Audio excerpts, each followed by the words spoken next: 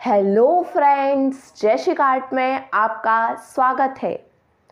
आज हम अपना एक न्यू चैप्टर थर्ड बंधुत्व जाति तथा वर्ग इसको स्टार्ट करने वाले हैं और आज हम इसका पार्ट 1 पढ़ेंगे। पिछली वीडियो में हमने अपना सेकंड चैप्टर कंप्लीट कर लिया है। आज हम थर्ड चैप्टर बंधुत्व जाति तथा वर्ग इसको स्टार्ट कर रहे हैं।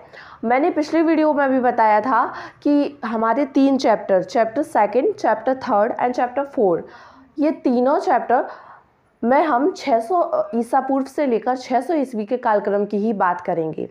लेकिन हमारा जो सेकंड चैप्टर था उसमें हमने 600 ईसा पूर्व से लेकर 600 ईस्वी के आर्थिक और राजनीतिक इस व्यवस्था की बात की थी। और अब हम अपने चैप्टर थर्ड में 600 ईसा पूर्व से लेकर 600 ईस्वी के सामाजिक कालक्रम की, ये सामाजिक व्यवस्था की बात करेंगे। और अगले चैप्टर हम 4 चैप्टर में 600 ईसा पूर्व से लेकर 600 ईस्वी के सांस्कृतिक जीवन की बात करेंगे। तो हम इसका सेकंड चैप्टर कंप्लीट कर चुके हैं, जिसमें हमने इसका आर्थिक और राजनीतिक जो व्यवस्था थी इस टाइम की वो देख ली है। अब हम इस टाइम की सामाजिक व्यवस्था की ओर चलते हैं कि सामाजिक व्यवस्था इस टाइम की कैसी थी। अब पहले हम आ जाते हैं अपने क्वेश्चन वाली प्रोसेस पर। पिछली वीडियो में मैंने आपसे क्वेश्चन किया था कि हमारी जो हड़प्पा सभ्यता की रहस्यमयी लिपि थी उसमें कुल कितने चित्रात्मक चिन्ह थे। ठीक है, तो इसका आंसर है 375 से 400 चित्रात्मक चिन्ह थे। कितने? 375 से 400। अब आज का क्वेश्चन है, हड़प्पा सभ्यता के बांट किस पत्थर से बनाए जाते थे। इस क्वेश्चन का आंसर आपको कमेंट बॉक्स में देना है। चलिए अब चलते हैं अपने चैप्टर की ओर। हम इस चैप्टर में 600 ईसा पूर्व से लेकर 600 ईस्वी के मध्य के जो हमारा सामाजिक जीवन था उसकी बात करने वाले हैं। पिछली वीडियो में आर्थिक और राजनीतिक जीवन की बात कर चुके हैं। ठीक है, तो अब जो हमारा ये चैप्टर है इसमें हम जो सामाजिक जीवन की बात करेंगे, इनमें हम कई ग्रंथों और अभिलेखों वगैरह चीज़ों का सहारा लेंगे। लेकिन जो इम्पोर्टेंट चीज़ें हैं वो ग्रंथ, और सबसे महत्वपूर्ण जो ग्रंथ होगा जो हमें सामाजिक जीवन की जानकारी दिलाएगा वो हमारा है महाभारत। जी हाँ, क्योंकि महाभारत इसी टाइम का ग्रंथ है और इसमें इस टाइम के बहुत अच्छे से सामाजिक और हमें इस टाइम के सामाजिक जीवन की बहुत ही अच्छी जानकारी मिलती है। तो हम इसकी सहायता से और भी कई ग्रंथ हैं उनकी सहायता से इस टाइम के समाज को जानेंगे। लेकिन सबसे पहले हम थोड़ा सा महाभारत के बारे में इंट्रो पढ़ लेते हैं। महाभारत का बस थोड़ा सा इंट्रो, इसके बाद इसका डिटेल तो हम पढ़ेंगे ही चैप्टर में, बट इसका थोड़ा हम इंट्रो पढ़ लेते हैं पहले। इससे क्या है, आपको चैप्टर बहुत ही अच्छे से समझ में आने लगेगा। तो जो महाभारत है, हम सब जानते हैं कि ये दुनिया का सबसे बड़ा क्या है, महाकाव्य है। ठीक है, ये हम जानते हैं कि महाभारत दुनिया का सबसे बड़ा महाकाव्य है। ठीक है, इसको अब ये जो महाभारत है वो एक बार में ही महाभारत नहीं हो गया। ये जो महाभारत है वो एक बार में ही महाभारत नहीं हो गया। सबसे पहले ये क्या था, जय संहिता था। क्या था? जय संहिता थी। और जय संहिता कब थी? जब इसमें 8800 श्लोक थे। जय संहिता कब थी? जब इसमें 8800 श्लोक थे। उसके बाद जब इसमें 24,000 श्लोक हो गए तो ये क्या बन गई, भारत बन गई। पहले जय संहिता थी जब इसमें 8800 श्लोक थे, फिर इसमें 24,000 श्लोक हो गए तो ये भारत बन गई। और जब इसमें 1 लाख श्लोक हो गए तो इसे क्या कहने लगे, महाभारत कहने लगे। ठीक है, जब इसमें क्या 1,000 श्लोक हो गए, 1 लाख श्लोक हो गए तो इसको क्या कहने लगे, महाभारत कहने लगे। और 1 लाख श्लोकों के कारण इसे सत शास्त्र संहिता भी कहा जाता है। ठीक है, 1 लाख श्लोकों के कारण इसे क्या कहा जाता है, सत शास्त्र संहिता भी कहा जाता है। और इसकी रचना किसने की है, वेदव्यास ने की है प्रमुखता। आगे हम पढ़ेंगे कि इसके रचनाकार एक नहीं थे, अनेक थे, लेकिन इसकी जो प्रमुखता रचना है वो हमारे किसने की है, वेदव्यास ने की है। और इसको जो लिखने में या महाभारत की रचना करने में जो समय लगा है वो 1000 वर्ष है। लेकिन समय समय पर इसमें परिवर्तन होते रहे। महाभारत एक गतिशील ग्रंथ है क्योंकि इसमें समय समय तक परिवर्तन होने लगे, वो भी हम देखेंगे। तो लेकिन इसका जो मेन इम्पॉर्टेंट जो इसकी रचना हुई है वो इसका 1000 वर्षों में इसकी कंप्लीट हो गई थी। ठीक है, अब महाभारत हम क्यों पढ़ रहे हैं, अभी मैंने बताया था ना क्यों पढ़ रहे हैं महाभारत। इस चैप्टर में हम क्यों पढ़ रहे हैं, क्योंकि हमें इससे सामाजिक स्थिति और नियमों की जानकारी मिलती है।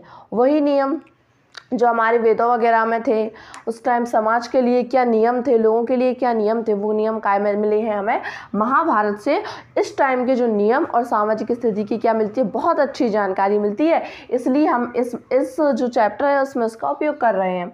और महाभारत में काय का उल्लेख है, तो महाभारत में काय कौरवों और पांडवों की क्या है, युद्ध का उल्लेख है। ठीक है, महाभारत में कौरवों और पांडवों की युद्ध का उल्लेख है। वैसे तो हम सभी जानते हैं कि जो कौरव पांडवों के पिता पांडु थे और कौरव के पिता धृतराष्ट्र थे। धृतराष्ट्र चूँकि अपने पिता के बड़े पुत्र थे तो उन्हें सम्राट मतलब उन्हें राजा बनना चाहिए था, लेकिन वो अंधे थे, इस कारण के से पांडु को राजा बना दिया गया। पांडु का राज्य हो गया, परंतु पांडु क्या अपना राज्य छोड़कर कहीं चले गए, उन्हें कुछ दिन के लिए देकर कहीं चले गए और जहाँ गए वे वहीं उनकी मृत्यु हो गई।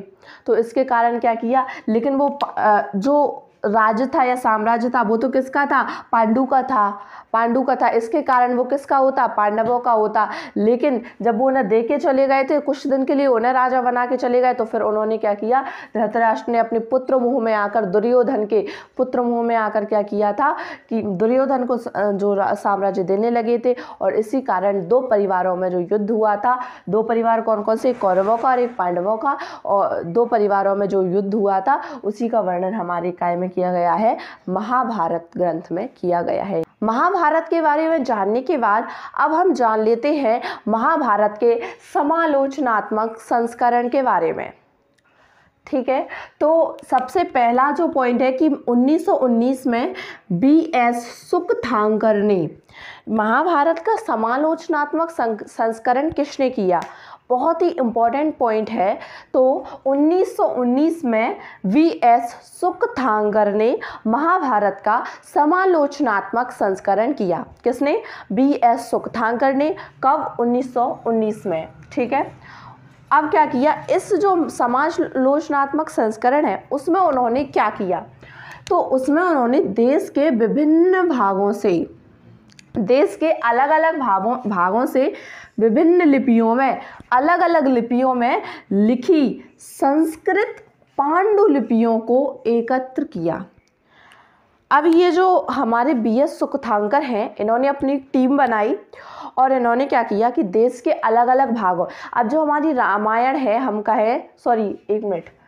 कहें कि जो महाभारत है, हमारी रामायण भी है, ऐसे ही महाभारत भी है कि अलग अलग भागों में अलग अलग प्रकार की दी गई है। जैसे तमिल रामायण है और कन्नड़ में रामायण है, ऐसे अलग अलग भाषाओं में रामायण है। तो ऐसे ही महाभारत भी है। ठीक है, अलग अलग। तो उन्होंने क्या किया, जो अलग अलग भागों में संस्कृत में लिखी गई, क्या, अलग अलग भागों में संस्कृत, जो संस्कृत की पांडुलिपियां थी, पांडुलिपियां का मतलब होता है उसी जैसी प्रति, या हम कहें उसी जैसी उसकी प्रति टाइप की। तो जो संस्कृत पांडुलिपियां थी, जो संस्कृत पांडुलिपि थी उसकी, और अलग अलग क्षेत्रों की अलग अलग लिपियों की जो पांडुलिपियां थी संस्कृत वाली, उनको एकत्रित किया।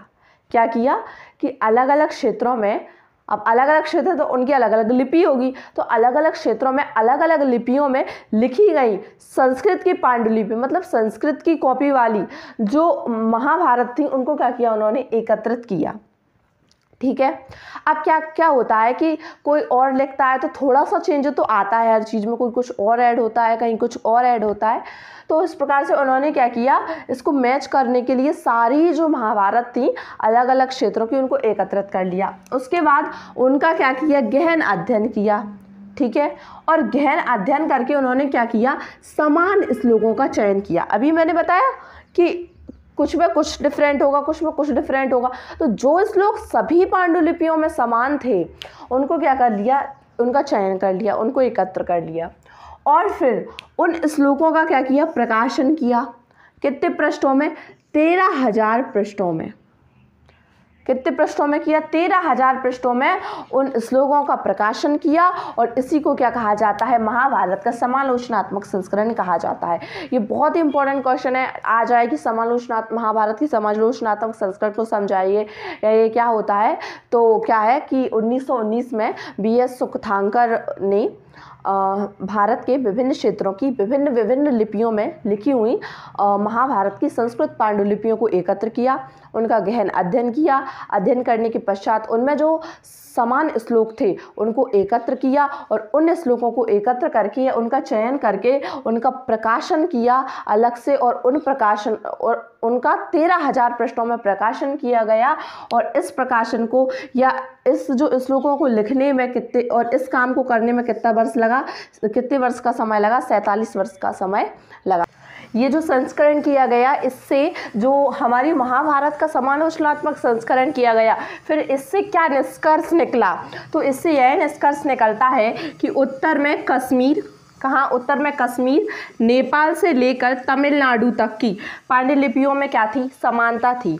कौन कौन सी पांडुलिपियों में? उत्तर में कश्मीर, नेपाल से लेकर तमिलनाडु तक की जो पांडुलिपियाँ थी उनमें तो समानता थी, लेकिन कुछ स्थानों पर क्या थी? भिन्नता थी। और जो समान थी उनको एकत्रित करके हमने देख ही लिया कि यहाँ पर 13,000 पृष्ठों में क्या कर दिया?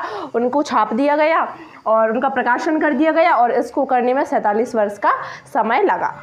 अब हमारा नेक्स्ट टॉपिक है बंधुता एवं विवाह। चूँकि हम 600 ईसा पूर्व से लेकर 600 ईस्वी तक की सामाजिक व्यवस्था के बारे में बात कर रहे हैं, तो सीधी सी बात है कि उसमें हम परिवारों की बात करेंगे, बंधुओं की बात करेंगे, विवाहों की बात करेंगे, या उस समाज में किस प्रकार की प्रथाएं, किस प्रकार के रीति रिवाज, किस प्रकार के परिवार वगैरह चलते थे, समाज में किस प्रकार की श्रेणियाँ थी, उसके बारे में हम बात करेंगे। तो सबसे पहला जो हम टॉपिक देखेंगे बंधुता एवं विवाह के अंदर, उसमें है परिवारों के बारे में जानकारी। अभी हम क्या के बारे में पढ़ेंगे? परिवारों के बारे में पढ़ेंगे। कौन से टॉपिक के अंदर? बंधुता टॉपिक के अंदर। फिर उसके अंदर और टॉपिक भी आएंगे। तो परिवारों के बारे में क्या है इस टाइम? अब हम अभी जो भी बात करेंगे 600 ईसा पूर्व से लेकर 600 ईस्वी तक की होगी। परिवार एक बड़े समूह का हिस्सा होते थे, ठीक है। अभी क्या होता है, छोटे छोटे मतलब परिवार होते थे। पहले बहुत सारे परिवार, मतलब बहुत बड़े परिवार होते थे और सभी लोग मतलब चाचा ताऊ सब लोग मिल कर रहते थे पहले साथ में। अब तो सब अलग अलग रहते हैं ज़्यादातर। तो परिवार क्या होते थे? बड़े होते थे। बड़े समूह का क्या होता था? हिस्सा होता था परिवार, जिन्हें हम क्या कहते थे? संबंधी कहते थे। आज हम कहते हैं हमारे सगे संबंधी, वो सब पहले एक परिवार ही होता था, ठीक है। तो परिवार एक बड़े समूह का हिस्सा होता था, जिन्हें क्या कहते थे? संबंधी कहते थे, या अभी भी हम कहते हैं संबंधी, ठीक है। और जो परिवार है इसके लिए एक तकनीकी शब्द प्रयोग किया जाता था। उस तकनीकी शब्द को कहते थे जाति समूह। मतलब अपनी ही जाति के लोग रहते थे परिवार में, तो जाति के लोगों का क्या होता था? वो एक समूह होता था। इसके अलावा जो संस्कृत के ग्रंथ हैं उनमें कुल शब्द का प्रयोग किया गया है। काय का प्रयोग? कुल शब्द का। और किसके लिए? परिवार के लिए, व जाति बांधवों के बड़े समूह के लिए। बांधव अपने प्रियजन, मित्रजन, या मतलब अपने परिवार के लोग, बंधु बांधव। तो जो संस्कृत में क्या होता था, इसी के लिए कुल शब्द का प्रयोग होता था। काय के लिए? एक तो परिवार के लिए एवं जाति और बांधव के बड़े समूह के लिए कुल का। ये हमारा कुल है। आज भी हमें सुनने में आता है कि इसके लिए काय का यूज करते हैं, कुल शब्द का प्रयोग करते हैं। इसके बाद नेक्स्ट है कि पारिवारिक रिश्ते नैसर्गिक और रक्त संबंध होते थे। एक तो नैसर्गिक और एक रक्त संबंध। नैसर्गिक का मतलब तो होता है कि जिनसे रक्त का संबंध नहीं माना जाता है, ठीक है। और एक ऐसे रक्त संबंध, जैसे आज हम देखते हैं कि मतलब हमारा कुछ लोगों से तो रक्त का संबंध होता है, जैसे माता पिता के बच्चे तो उनसे रक्त संबंध होगा, या उनके बच्चे तो रक्त संबंध होगा, भाई बहन आपस में रक्त संबंधित होंगे। लेकिन आज भी हम देखते हैं कि कुछ लोग ऐसे होते हैं जिनसे हमारा बहुत प्रेम होता है, या हमारा बहुत स्नेह होता है, मेल मिलाप होता है, और परंतु उनके साथ हमारा रक्त का कोई संबंध नहीं होता। तो ऐसे जो रिश्ते थे वो क्या होते थे? नैसर्गिक होते थे, ठीक है। तो पारिवारिक रिश्ते उस समय दो टाइप के होते थे, एक तो नैसर्गिक होते थे और एक रक्त संबंध होते थे। अब रक्त संबंध की भी एक अलग अलग धारणा होती है।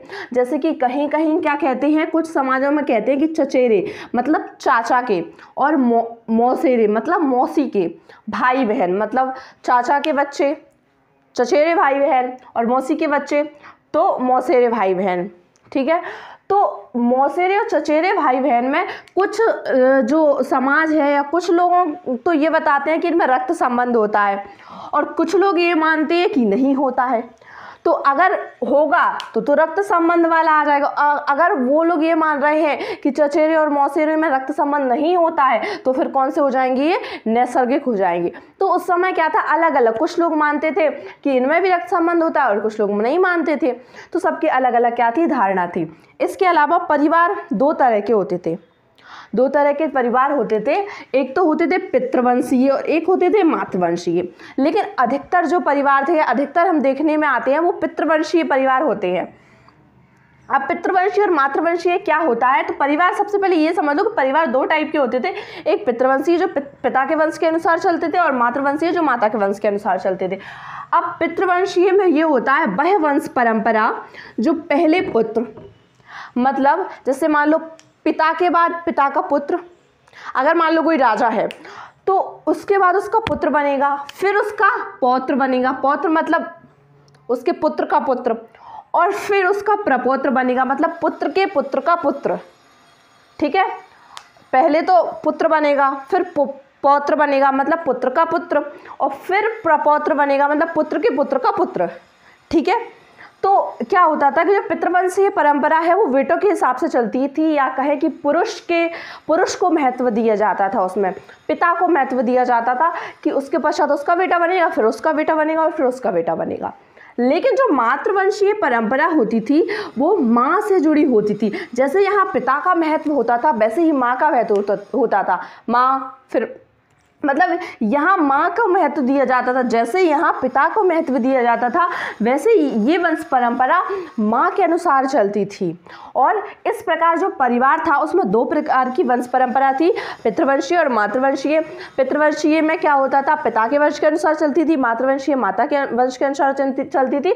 और पितृवंशीय में प्रमुखता क्या होता था कि पहले पुत्र, फिर पुत्र, फिर पौत्र, फिर प्रपौत्र। ठीक है, पुत्र, पौत्र, प्रपौत्र। ठीक है, क्लियर। अब हम जो दूसरा टॉपिक देख रहे हैं वो है पितृवंशिक व्यवस्था के आदर्श। अभी हमने, और ये जो टॉपिक है वो हम अभी इसी के अंदर चल रहे हैं, बद्धता एवं विवाह के अंदर और भी टॉपिक है कुछ। तो अब ये जो टॉपिक है हमने अभी देखा कि जो परिवार था वो उसमें दो प्रकार की जो नीतियाँ थी वो चलती थी, दो प्रकार की व्यवस्था चलती थी। एक तो थी पितृवंशिकता और एक तो पिता के वंश के आधार पर, और दूसरी मातृवंशिकता मतलब माता के वंश के आधार पर। लेकिन अधिकतर जो चलती थी वो पितृवंशिकता थी। आजकल भी मोस्ट ऑफ घरों में यही चलती है। तो क्या है कि अब हम इस व्यवस्था के कुछ आदर्श देखेंगे, कुछ नियम देखेंगे कि इस व्यवस्था में आखिर होता क्या था। तो सबसे पहला क्या है कि इसमें पिता की मृत्यु के पश्चात पुत्र उसके संसाधनों पर अधिकार कर सकते थे। मतलब पिता की मृत्यु हो जाएगी तो पुत्र कह सकता है कि अब पिता नहीं रहे तो ये संपत्ति मेरी है, इस पर अब मेरा अधिकार है। और पुत्रियों के लिए ऐसा नहीं था। और आज भी हम अधिकतर घरों में देखते हैं, अधिकतर जगह देखते हैं कि पुत्रों को ही संपत्ति दी जाती है। लेकिन अब हमारा जो संविधान या कानूनी तौर पर पुत्र एवं पुत्रियों को दोनों को ही अपने पिता की संपत्ति पर बराबर अधिकार दिया गया है। परंतु पहले ऐसा नहीं था। पहले क्या होता था कि केवल पुत्रों का पुत्र कह सकते थे कि इस पर अब किसका अधिकार है, मेरा अधिकार है। और यदि ये बात राजा के संबंध में हो तो राज सिंहासन पर, मतलब यदि कोई राजा का पुत्र होगा तो पिता, अगर उसके पिता की मृत्यु हो जाएगी, मतलब राजा की मृत्यु हो जाएगी, तो वो ये कहेगा कि अब इस राज सिंहासन पर मेरा अधिकार है। सामान्य इंसान मतलब सामान्य इंसान के लिए कहें अगर तो संपत्ति, और अगर राजा के लिए कहें तो संपत्ति के साथ साथ उसकी सिंहासन, मतलब राज सिंहासन के लिए भी यही होगा। इसके बाद अधिकतर राजवंश पितृवंशिकता का अनुसरण करते थे। बिल्कुल, अभी मैंने आपको बताया था कि मोस्ट ऑफ जगह यही प्रणाली चलती थी और आज भी चलती आ रही है। तो अधिकतर राजवंश मतलब जो राजाओं के घराने होते थे वो तो इसी प्रणाली का अनुसरण करते थे। हमने देखा भी है कि ज़्यादातर राजा के बाद उसका पुत्र बनता था, कभी देखा कि पुत्री बनी, एक आध मोस्ट ऑफ वो अपवाद के रूप में मिला है हमें उदाहरण, लेकिन मोस्ट ऑफ में तो यही होता था कि क्या होता था, पुत्र बनते थे। अगर कभी एक आध जो मोस्ट ऑफ जो अपवाद के रूप में उदाहरण मिला है, उसमें यदि कभी पुत्री को बना भी दिया गया तो उसके बहुत ही विद्रोह हुए और प्रजा ने भी बहुत विद्रोह किए। तो उस टाइम धारणा ही ये थी, सोच ही ये थी लोगों की। तो इस वजह से क्या है कि क्या होता था, जो अधिकतर राजवंश होते थे वो पितृवंशिकता प्रणाली का क्या करते थे, अनुसरण करते थे। इसके बाद क्या है, पुत्र ना होने पर भाई या बंधु बांधव को उत्तराधिकारी बनते थे।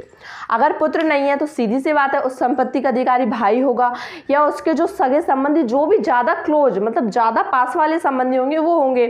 अब जैसे मान लो कोई किसी के पास नॉर्मल, मान लो कोई राजा है, उसका राज्य है, अब उसका पुत्र नहीं है, ठीक है, और उसका मान लो भाई है, तो भाई ही तो लेगा वो संपत्ति, कोई गांव वाला तो आके ले नहीं जाएगा, कोई प्रजा का तो ले नहीं जाएगा, कोई दूर का तो ले नहीं जाएगा। भाई नहीं होगा तो उससे के भी जो क्लोज, सबसे ज़्यादा जो क्लोज होगा वही लेगा ना। तो पुत्र ना होने पर या भाई या बंधु बांधव क्या हो जाते थे, उत्तराधिकारी हो जाते थे। फिर अब ये है अपवाद, यहाँ पर हम जो बात कर रहे हैं वो है ये अपवाद कि कुछ विशिष्ट परिस्थितियों में, किसमें, कुछ विशिष्ट परिस्थितियों में स्त्रियां सत्ता का क्या करती थी, उपभोग करती थी। और उसका उदाहरण, इसका उदाहरण हम पिछले चैप्टर में देख चुके हैं, प्रभावती गुप्त, चंद्रगुप्त द्वितीय, उज्जैन के सम्राट विक्रमादित्य की पुत्री चंद्रगुप्त द्वितीय यानी कि विक्रमादित्य, उज्जैन के सम्राट, उनकी पुत्री कौन थी, प्रभावती गुप्त।